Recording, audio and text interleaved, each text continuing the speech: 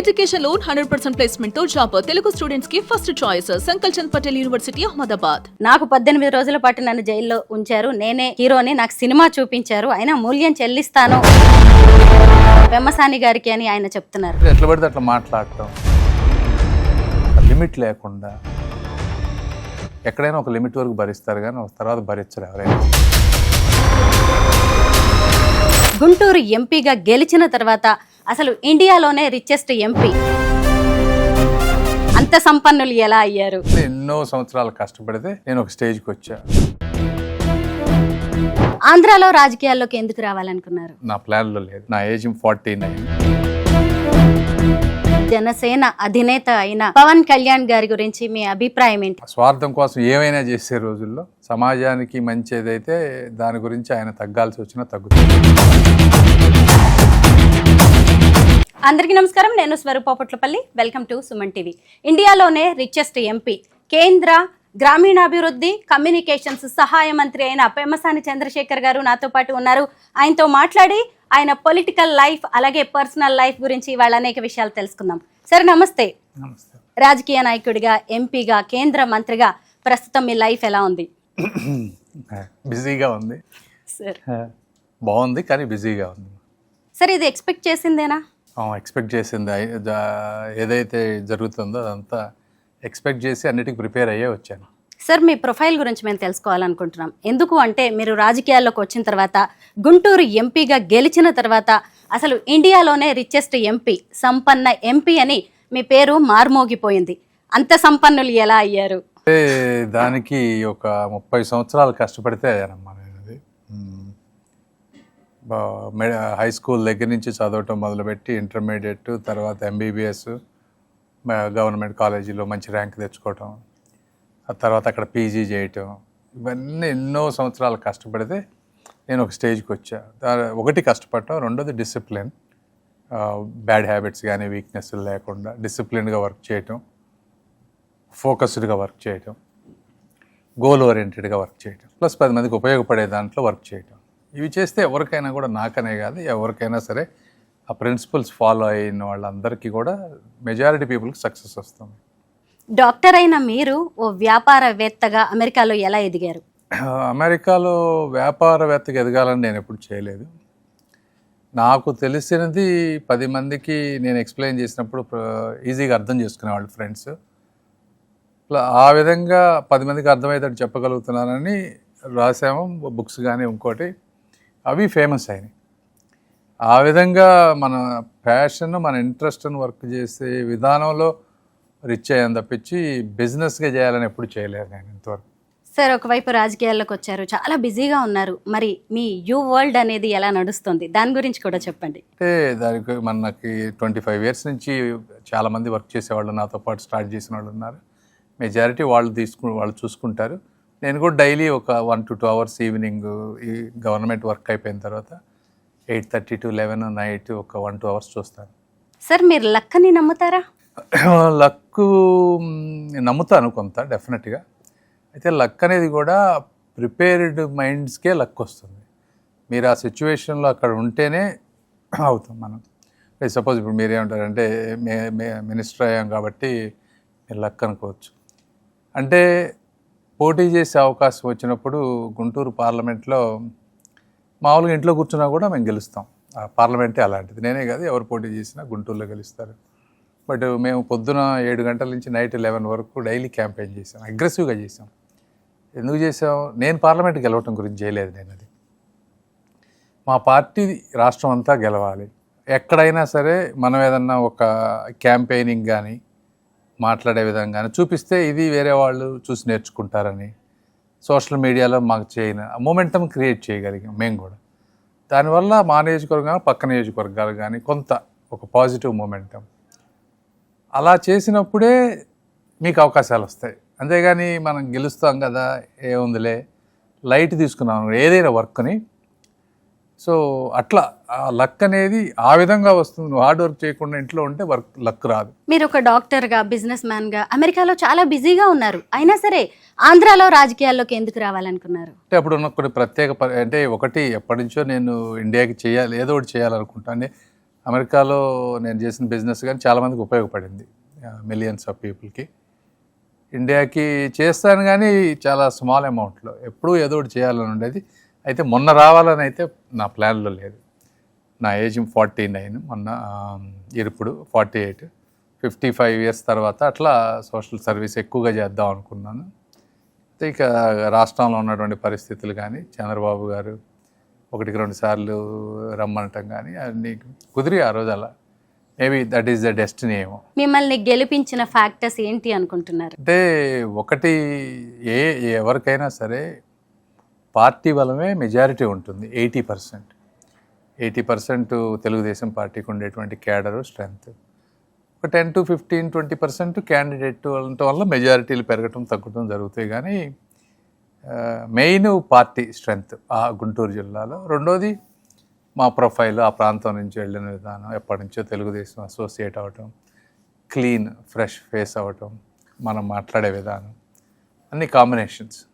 But అన్నిటికంటే జగన్మోహన్ రెడ్డి గారు చేసినటువంటి కొన్ని మిస్టేక్స్ ఎట్లా.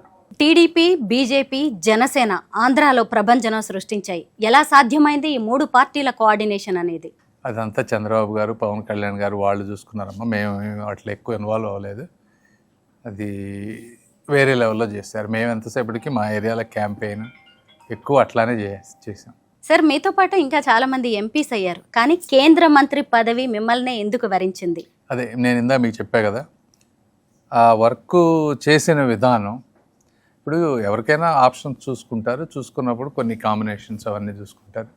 చంద్రబాబు గారికి మరి నా వల్ల ఉపయోగపడతాను, నేను రాష్ట్రానికి ఉపయోగపడతాను అని అనుకుని ఉండొచ్చు.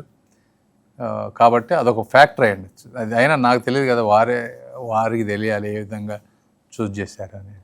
గుంటూరు ఎంపీగా ఇప్పటి వరకు మీ నియోజకవర్గంలో జరిగిన అభివృద్ధి పనులేంటి? చాలా చేసామమ్మా. అంటే ఫస్ట్ 30-40 ఇయర్స్ నుంచి పెండింగ్ ఉన్నాయి అన్నీ చేసుకుంటూ వస్తూ ఉన్నాం. మాకంతా గుంటూరులో ఎక్కువ పాపులేషన్ ఉన్న సెంటర్ నుంచి రైల్వే లైన్లు పోతుంది. గంటలు నేనే ½ an hour 40 minutes వెయిట్ చేసినవి చాలా ఉన్నాయి. బ్రిడ్జెస్, ఇటు రైల్వే ఓవర్ బ్రిడ్జెస్ అవన్నీ శాంక్షన్స్ తీసుకొచ్చాం. 2 స్టార్ట్ చేసాం. ఆ 2 కూడా త్వరలో 1 yearలో అయిపోతాయి. ఇంకొక 2-3 weeksలో శంకుస్థాపన చేయబోతా ఉన్నాం. అన్నీ కూడా ఒకసారి కూడా మేము కట్టలేము, ఎందుకంటే అంత ట్రాఫిక్ బ్లాక్ అయిపోతుంది.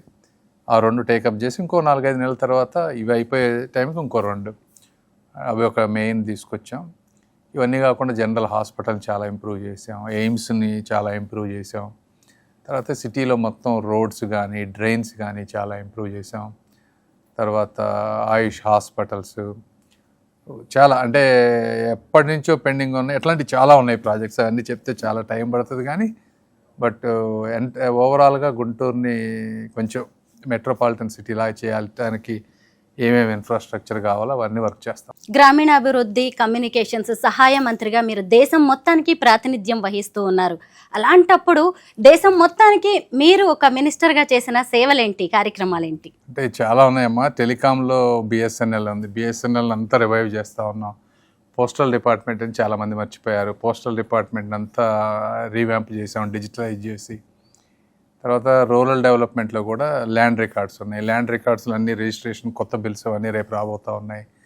ఈ రిజిస్ట్రేషన్లో అయ్యేటువంటి ఇబ్బందులు ఇవన్నీ లేకుండా పర్మనెంట్ సొల్యూషన్ ఉండే విధంగా, ఫ్రీడమ్ ఉండే విధంగా అక్కడ వర్క్ చేస్తూ ఉన్నాం. హౌసింగ్ స్కీమ్స్లో ట్రాన్స్పరెన్సీ తీసుకొచ్చి డూప్లికేట్ ఇళ్ళు లేకుండా అదంతా టెక్నాలజీ ఎనేబుల్ చేసాం. అదేవిధంగా లక్పతి దీదీస్ ఇవన్నీ సెల్ఫ్ హెల్ప్ గ్రూప్స్కి massive awareness, branding, market linkages చేస్తూ ఉన్నాం. ఇట్లా అంటే ఈ 1.5 yearలో చాలా చేసాం. యాక్చువల్గా ఎప్పటి నుంచో పెండింగ్ ఉన్న మినిస్ట్రీలో పెండింగ్ ఉన్నాయి కూడా చాలా వరకు క్లియర్ చేసాం. ఎన్డీఏ కూటమి అద్భుతంగా పనిచేస్తుంది ఆంధ్రప్రదేశ్లో అంటున్నారు. మీ మాటల్లో వినాలని ఉంది ఇప్పటిదాకా జరిగిన ఆంధ్రప్రదేశ్ అభివృద్ధి కార్యక్రమాల గురించి. ఆంధ్రప్రదేశ్ మీరు చూస్తే గత 10 సంవత్సరాల్లో రానంత నిధులు ఈరోజు వచ్చినాయి కదా. అమరావతికే తీసుకోండి, ఇప్పుడు 15,000 కోట్లు ఇక్కడికి వచ్చింది. పోలవరం అంతా అయిపోతూ ఉంది. రైల్వే జోన్స్, రైల్వే ప్రాజెక్ట్స్ ఒకప్పుడు 900-1000 కోట్లు ఉండేవి. ఈరోజు ఆంధ్రప్రదేశ్లో 25,000 కోట్లు బడ్జెట్. అంటే ఒక్కొక్క 1 yearకి వచ్చేటప్పటికి 10,000 crores దాకా అలొకేట్ చేస్తూ ఉన్నారు. రైల్వే స్టేషన్స్ మోడర్నైజ్ చేస్తూ ఉన్నారు. ఇట్లా తర్వాత ఎన్ని టూరిజం ప్రాజెక్ట్స్ తెచ్చుకుంటున్నాం, హైవేస్ కావాల్సినవి తెచ్చుకోగలుగుతున్నాం, ఎయిర్పోర్ట్స్ కొన్ని క్లియర్ చేయగలుగుతున్నాం. సో అవి కాకుండా ఇండివిజువల్ స్కీమ్స్లో లాస్ట్ 5 సంవత్సరాల్లో 90 స్కీమ్లు సెంట్రల్ గవర్నమెంట్ స్కీమ్స్ అన్నీ పనిచేసాయి కాదు. ఎందుకంటే స్టేట్ షేర్ ఇవ్వాల్సిన ఇవ్వపాటు వాటిలో 90లో 70 స్కీమ్స్ని మళ్ళీ కొంత అన్నీ క్లీన్ చేసి వాటిని ట్రాక్ మీదకి తీసుకొస్తున్నాం. సో చాలా అంటే సెంట్రల్ గవర్నమెంట్ సపోర్ట్ లేకుండా ఇవన్నీ చేయలేము. సార్, సీఎం చంద్రబాబు గారు, డిప్యూటీ సీఎం, జనసేన అధినేత అయిన పవన్ కళ్యాణ్ గారి గురించి మీ అభిప్రాయం ఏంటి? వాళ్ళని చూసి జనం ఏం నేర్చుకోవాలి? ఇప్పుడు పవన్ కళ్యాణ్ గారు అంటే ఆయనకు సెల్ఫ్లెస్, ఆయన కూడా స్వార్థం లేదు, తక్కువ. సమాజానికి మంచి ఏదైతే దాని గురించి ఆయన తగ్గాల్సి వచ్చినా తగ్గుతారు. అది అంటే ఈరోజు చూస్తామంటే పొలిటీషియన్స్ స్వార్థం కోసం ఏమైనా చేసే రోజుల్లో ఆ విధంగా చేయటం అనేది కమెండబుల్. ఆయన నిలబడే విధానం కానీ అనుకున్న దానికి అట్లా అంటే ఒక మెసేజ్ క్లియర్గా అంటే ఆయనకి తెలుసు ఇప్పుడు ఈ రాష్ట్రం 5 సంవత్సరాలు గవర్నమెంట్లు మారితే ఎంత ప్రాబ్లం అవుతుంది. ఒకళ్ళు స్టార్ట్ చేస్తారు, మళ్ళీ వచ్చి వాళ్ళు అన్నీ పాడు చేయటం. ఇవన్నీ కాకుండా ఒక 10-15 ఇయర్స్ స్టేబుల్గా ఉంటే కానీ స్టేట్ ముందుకు వెళ్ళదు. అంటే అది పొలిటికల్గా ఆలోచించి నాకేమవుతుంది, నా పొలిటికల్ కెరియర్, నా పార్టీ అని ఆలోచించే వాళ్ళు ఎవరు అలా చెప్పలేరు. సెల్ఫ్లెస్గా ఉన్నవాళ్ళు మాత్రమే చెప్పగలరు. సో అలాంటి వాళ్ళు ఉంటేనే సమాజం ముందుకు వెళ్తుంది. 3 పార్టీల ప్రయాణం కొద్ది రోజులే నడుస్తుంది, ఇక లుకలుకలా మొదలవుతాయి అని చెప్పి చాలామంది చాలా విమర్శలు, ఆరోపణలు మొదటి నుంచే చేస్తూ వచ్చారు. అట్లా అంటే ఇప్పుడు పాలిటిక్స్లో ఏంటంటే మన కూటమి విడిపోతే వాళ్ళకి కొంచెం ఈజీ అవుతుంది అనేది వాళ్ళ. బట్ చంద్రబాబు నాయుడు గారు కానీ, పవన్ కళ్యాణ్ గారు కానీ, లోకేష్ అందరూ కూడా క్లారిటీతో ఉన్నారు. ఎన్ని చేసినా కూడా చాలా కష్టం అవుతుంది వాళ్ళ వల్ల ఏమి కాదు. మీ శ్రీమతి డాక్టర్ రత్న గారి గురించి మాట్లాడుకోవాల్సిందే. మీ గెలుపులో, మీ వ్యాపారంలో, మీ ప్రతి అడుగులో ఆమె ఉన్నారు. రత్న గారితో ప్రేమ పెళ్లి గురించి చెప్పండి. ఎప్పుడు 30 ఏళ్ళ క్రితం అయిపోయిందమ్మా. అప్పటి నుంచి బాగుంది అంతా. Obviously she has been with me in every step. డెఫినెట్గా she is my strength. Sir కరెక్టే, ఎందుకంటే యూట్యూబ్ ఛానల్లో ఎన్నో ఫినాన్షియల్ టిప్స్ చెప్తూ ఉంటారు, రకరకాలుగా జనాల్ని అవేర్నెస్ కల్పిస్తూ ఉంటారు. సోషల్ మీడియాలో ఒక ఐకాన్ లాగా, ఇన్ఫ్లుయెన్సర్ లాగా కనిపిస్తూ ఉంటారు. ఎందుకంటే మాకు ఆవిడని చూసినప్పుడు చాలా స్పెషల్గా అనిపిస్తూ ఉంటుంది.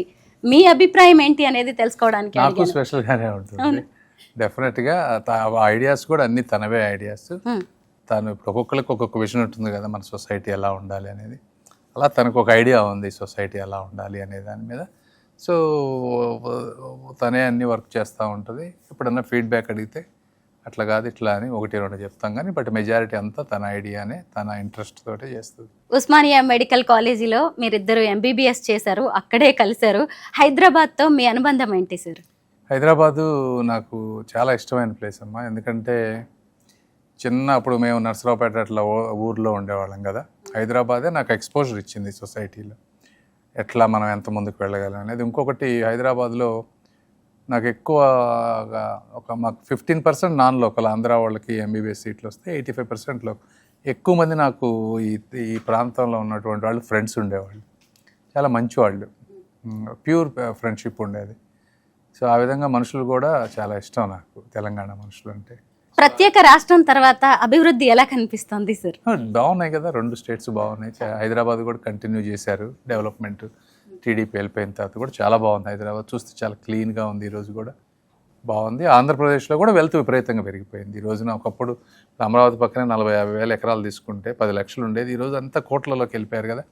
అక్కడ వెల్త్ క్రియేట్ అయింది, ఇక్కడ బాగుంది. Good, both states are doing well. సరే, డబ్బు అందరూ సంపాదిస్తారు, కానీ దాన్ని నిలబెట్టుకోవడం అనేది అంత చిన్న విషయం కాదు. అసలు ఇండియాలోనే రిచెస్ట్ ఎంపీ అని మిమ్మల్ని అంటుంటే మేము కూడా గర్వపడుతున్నాం తెలుగు వాళ్ళగా. ఎలా మీరు దాన్ని, వచ్చిన డబ్బుని అలా నిలబెట్టుకొని ఆ స్థానానికి రాగలిగారు? టిప్స్. నేను ఎప్పుడు డబ్బుకి అంత ఇంపార్టెన్స్ ఇవ్వను. సరే, నన్ను ఎవరు డబ్బు ఉన్న వ్యక్తిగా గుర్తుపెట్టుకోవాలని కూడా నేను అనుకోవట్లేదు. అది బై డిఫాల్ట్ వచ్చింది. కానీ నేను ప్రజలు వేరే విధంగా గుర్తుపెట్టుకోవాలనుకుంటా ఉన్నాను. అవి అంటే డబ్బులు అంటే పేరుకి ఉంటాయి కానీ ఏదో ఆస్తులు, షేర్లు, వీటి మీద మనం వాటిని ఏమి అనుభవించేది కానీ ఏమీ ఉండదు. జనరల్గా ఒక మనిషికి కావాల్సింది కాకపోతే 4 మంచి బట్టలు వేసుకుంటారు, ఒక మంచి కారు, ఒక ఇల్లు ఉంటుంది తప్పించి పెద్దగా డబ్బుకి సొసైటీలో అంత వాల్యూ ఉందని నేను అనుకోను. యాజ్ అన్ ఇండివిజువల్గా మనం ప్రజలకి కానీ ఇది ఎవరికైనా మనం ఏం చేసామనేదే మోర్ వాల్యుబుల్. కాబట్టి నేను ఎప్పుడు కూడా నా బిహేవియర్ కానీ, మేమంతా చిన్న స్థాయి నుంచి వచ్చాం, డబ్బు వాళ్ళు ఉండొచ్చు, ఇంకో రోజు బిజినెస్లు దెబ్బతినొచ్చు, ఏదైనా అవ్వచ్చు. I don't give that much importance to it. Central level coordination committee మీటింగ్కి మీరు హైదరాబాద్ వచ్చారు. ఆ మీటింగ్లో ఏం చర్చించారు, ఎలాంటి నిర్ణయాలు తీసుకున్నారు? ఒకటే అంటే ఇప్పుడు ఈరోజు సెల్ఫ్ హెల్ప్ గ్రూప్ ఉమెన్ ఉన్నారనుకోండి, వాళ్ళకి లోన్స్ ఇప్పించడం, వాళ్ళకి మార్కెటింగ్, తర్వాత బ్రాండింగ్ ఇవి చేస్తే వాళ్ళు ఓన్గా ఆంటర్ప్రెన్యూర్స్ అవుతారు. ఈ బ్యాంకు లోన్లకు వెళ్ళేటప్పుడు 10-20 బ్యాంకులకు వాళ్ళు వెళ్ళాలంటే అన్ని దగ్గర అప్లై చేయాలి. వాళ్ళు ఒక్కొక్కరు 10 డాక్యుమెంట్లు అడుగుతారు. ఇవన్నీ ఇష్యూస్ ఉన్నాయి వాళ్ళకి. ఇన్ని కాకుండా ఆ సెంట్రల్ డిపార్ట్మెంట్ ఏం చేస్తుందంటే ఒక పోర్టల్ లాగా పెట్టేసి ఇక్కడ అప్లై చేస్తే మేము మిగిలిన బ్యాంకులన్నిటికీ లింకేజ్ చేసే విధంగా అది ఒక డిజిటల్ అదిను. తర్వాత బ్యాంకర్స్ని అందరినీ పిలిచి వాళ్ళు ఇప్పటివరకు ఎంతవరకు చేశారు, they have done good job. ఇంకా టార్గెట్స్ ఏముంది, గవర్నమెంట్ ఏమనుకుంటుంది, గవర్నమెంట్ అనుకున్న దానికి వెళ్ళాలంటే వాళ్ళకి ఏమి కావాలి, ఎలా మేము డిపార్ట్మెంట్ నుంచి మేము దీదీల నుంచి ఏ ఇన్ఫర్మేషన్ వాళ్ళకి ప్రొవైడ్ చేయాలి. So it's a coordination meeting. Last and final question sir, పాలిటిక్స్లో ఉన్నారు కాబట్టి ఖచ్చితంగా అడగాల్సిందే. మీకు అలాగే ఇప్పుడు అంబటి గారికి మధ్య ఒక ఇష్యూ నడుస్తుంది. నాకు 18 రోజుల పాటు నన్ను జైల్లో ఉంచారు, నేనే హీరోని, నాకు సినిమా చూపించారు, అయినా మూల్యం చెల్లిస్తాను పెమ్మసాని గారికి అని ఆయన చెప్తున్నారు. మీరేమంటారు? అంటే ఓకే, ఇప్పుడు అవన్నీ ఏంటంటే ఎవరు కూడా రాంబాబు గారు ఇంతకుముందు 2-3 సార్లు పర్సనల్గా అటాక్ చేశారు నన్ను కూడా. మేము పెద్దగా ఎప్పుడు దాన్ని పట్టించుకోలేదు. ఇప్పుడు ఇది జరిగిన విషయం అంటే ఇంతకుముందు కూడా చెప్పాను, 4 సార్లు ముఖ్యమంత్రి గారు, 50 సంవత్సరాలు బాబు గారు పొద్దున్న లేస్తే సాయంత్రం దాకా ఆయనకి ఈ డెవలప్మెంట్ ఇది తప్పించి వేరేది ఏమీ కూడా తెలియదు. అలాంటి వ్యక్తిని పట్టుకొని అలా మాట్లాడటం కరెక్ట్ కాదు. ఈ విధంగా ఏంటంటే ఎట్లా పడితే అట్లా మాట్లాడటం, ఒక లిమిట్ లేకుండా సొసైటీలో పిల్లలకి ఏం చెప్తున్నారు ఈ విధంగా అంటే అదే రెచ్చగొట్టడం కంటిన్యూస్ ఇలా చేస్తూ ఉన్నారు. ఆబ్వియస్గా టీడీపీ వాళ్ళు, కార్యకర్తలు అనేవాళ్ళు ఎక్కడైనా ఒక లిమిట్ వరకు భరిస్తారు, కానీ ఒక తర్వాత భరించరు ఎవరైనా సరే. అది జరిగినటువంటి విషయం. సరే ఆయన తప్పు చేశారు, నేను సారీ చెప్పాను అన్నారు. సారీ చెప్పి వదిలేస్తే పోయేది. మళ్ళీ సారీ చెప్పిన తర్వాత కూడా మళ్ళీ దాన్ని కంటిన్యూ చేసి రెచ్చగొట్టారు. అయిపోయింది ఏదో అయిపోయింది. ఇప్పటికైనా మేమనేది ఏంటంటే ఎవరు చేసినా సరే, అంబటి రాంబాబు గారు కానీ, పార్టీ వాళ్ళు కానీ, లేకపోతే తెలుగుదేశం కానీ, ఏ పార్టీ వాళ్ళు అయినా సరే రాజకీయంగా మీరు విభేదించండి, సబ్జెక్ట్ మాట్లాడండి. మీరు మాట్లాడితే ఎవరికి ఇబ్బంది లేదు. ఎవరు కూడా ఎదుటి వాళ్ళని వ్యక్తిగతంగా ఫ్యామిలీ మెంబర్స్ని తీసుకురావడాన్ని ఎవరు కూడా హర్షించరు. ఒకవేళ మా పార్టీ వాళ్ళు చేసినా కూడా బయటకు మేము పెద్దగా చెప్పలేకపోవచ్చేమో, కానీ ఇంటర్నల్గా వాళ్ళందరినీ కూడా మేము ఎంకరేజ్ చేయము అలాంటి వాళ్ళు. మిమ్మల్ని చూసి ఎంతోమంది ఇన్స్పైర్ అవుతూ ఉంటారు. కొత్తగా రాజకీయాల్లోకి రావాలనుకునే వాళ్ళకి, అలాగే జీవితంలో ఎదగాలి అనుకునే వాళ్ళకి మీరు కొన్ని మంచి మాటలు చెప్తే బాగుంటుంది అనుకుంటున్నాను. Motivational speaker. మోటివేషన్ అంటే ఇందులో ఒకటే, ఎందుకు రాజకీయాల్లోకి రావాలనుకుంటే ఫస్ట్ ఎందుకు రావాలనుకుంటున్నాం అనేది ఆలోచించాలి. రాజకీయాలు అంటే అన్నింటినీ తట్టుకునే మెంటల్ స్టెబిలిటీ ఉండాలి. ఈ రోజున వాళ్ళు ఎదుటి వాళ్ళు ఎన్ని చేసినా కూడా మీ పాత్రను మీరు చూసుకోవాలి. తర్వాత ఒకటి ఐడియాలజీ ఇంపార్టెంట్. రెండోది వచ్చిన తర్వాత ఏం చేయాలి, ఎలా చేయాలి అనేది కూడా తెలుసుకోవాలి. ఏదో వచ్చాము పదవి అనేది కాకుండా ఎట్లా చేయాలనే దాని మీద ఒక క్లియర్ విజన్ ఉంటే తప్పకుండా రావచ్చు. Everything is possible. ఎవరికైనా సరే, రాజకీయాలని కాదు, జనరల్గా ఒక్కొక్క వ్యక్తికి వాళ్ళ హార్ట్కి తెలుస్తుంది వాళ్ళు ఏం చేయగలరని. ఆ పాత్రను ఫాలో అయ్యి మెంటర్స్ని పెట్టుకొని తప్పులు చేయకుండా సిస్టమేటిక్గా వీక్నెస్లు లేకుండా పద్ధతి ప్రకారం పనిచేసుకుంటా పోతే బిజినెస్ అయినా కానీ క్యారెక్టర్, కెపాసిటీ, క్రెడిబిలిటీ ఈ 3 ఉండాలి. ఎప్పుడైనా క్యారెక్టర్ ఉండాలంటే డిసిప్లిన్ ఉండాలి. తర్వాత కెపాసిటీ అంటే ఆ సబ్జెక్ట్ నాలెడ్జ్ కానీ చదవటం, నేర్చుకోవటం, 10 మందిని అడిగి తెలుసుకోవటం, ఇవన్నీ ఉండి ఒక క్రెడిబుల్గా ఉంటే డెఫినెట్గా ఎక్కడైనా కూడా సక్సెస్ వస్తుంది. లైఫ్లో సక్సెస్ అవ్వాలి అంటే 3 C's కంపల్సరీగా ఉండాలంటారు. నా opinion minimum. Yes sir, minimum. Sir మీరు చాలా బిజీగా ఉన్నారు, అయినా సరే నేను అడగగానే ఇంటర్వ్యూ వచ్చినందుకు thank you so much sir. Thank you.